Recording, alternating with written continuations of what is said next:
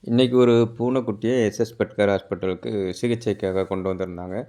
நேற்றிலிருந்து சாப்பிடல, தொடர்ந்து வாந்தி எடுக்கிறது அப்படின்னு பெட் பேரண்ட்ஸ் சொல்லியிருந்தாங்க.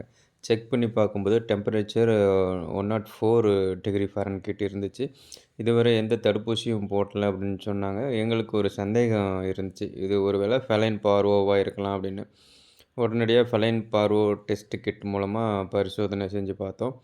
டெஸ்ட் ரிசல்ட் மூலம் இந்த பூனைக்கு ஃபெலைன் பார்வோ இருக்கிறத உறுதி செஞ்சோம். உடனடியாக சிகிச்சை ஆரம்பிச்சோம். ஆனா, ஒரு வருத்தமான உண்மை என்ன அப்டின்னா, இது வைரஸ் நோய் அப்படிங்கிறதுனால, இதுக்கு நேரடியான வைரஸை அழிக்கும் மருந்து எதுவும் கிடையாதுங்கிறதுனால, சப்போர்ட்டிவ் தெரப்பி ட்ரீட்மெண்ட் மட்டுமே குடுக்க முடியும். சரியான நேரத்தில டயக்னோசிஸ் செஞ்சாலும் கூட, ஃபெலைன் பார்வோவில் இருக்கும் உயிர் பிழைக்கும் வாய்ப்பு, கனைன் பார்வோவை விட மிகவும் குறைவு. அதனால தான் எல்லா கேட் பேரண்ட்ஸ் கிட்டயும் நான் ஒரு விஷயத்த சொல்ல விரும்புறேன்.